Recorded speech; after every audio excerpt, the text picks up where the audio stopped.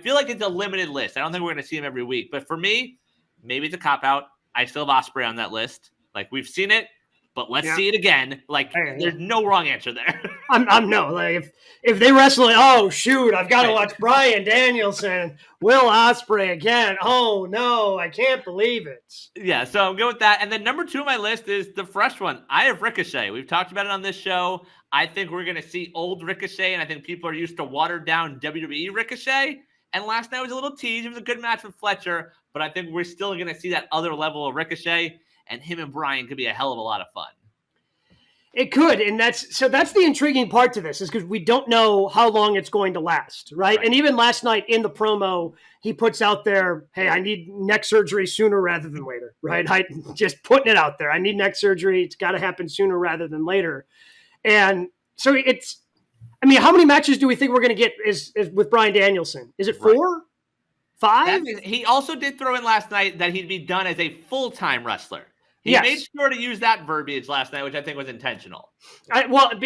Which proves the point of he was just ready. He was putting his wrestling career on the line, because that was the verbiage used going into that match on Sunday at Wembley Stadium, that he was just going to be done as a wrestler. His career was on the line. So I think I'm glad we're back to that verbiage, that there's the possibility of him potentially being back for some of these bigger events.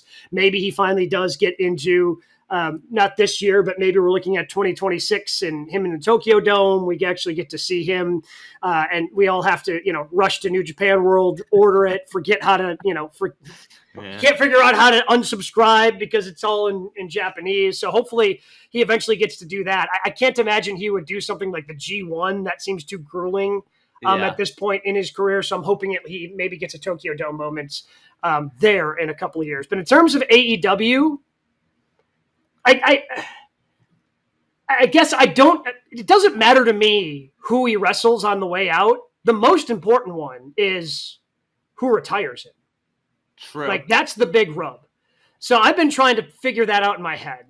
And I want to see him and Daniel. I don't know if this is the answer, but depending upon what happens with Daniel Garcia, his contract, what happens with Daniel Garcia and the quick feud he has here with MJF, like, he got a pretty good reception when he took that mask off during, when he cost MJF in the MJF Ospreay match. He got a very good, ovation last night.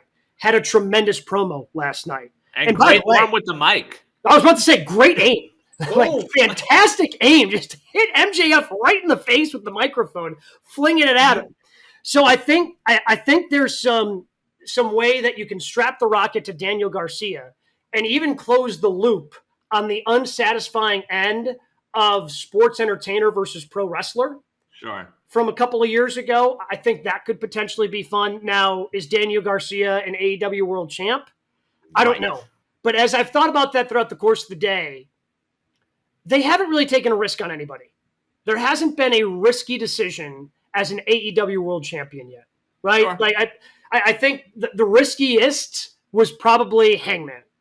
But he also had the endorsement when AEW first started, and he was a part of the Elite. Cody, the Young Bucks, Kenny, were all singing his praises, saying, hey, this is the guy. Like, this guy has the potential to be better than everybody. This is the guy. This is the guy. So I think that's the riskiest one that they've had, but they haven't taken a full-on risk. Build-up that I don't even know if you can consider a risk. Like, that build-up was a year and a half of him trying to get over that hump. That, like, I don't even know if you put him in that department.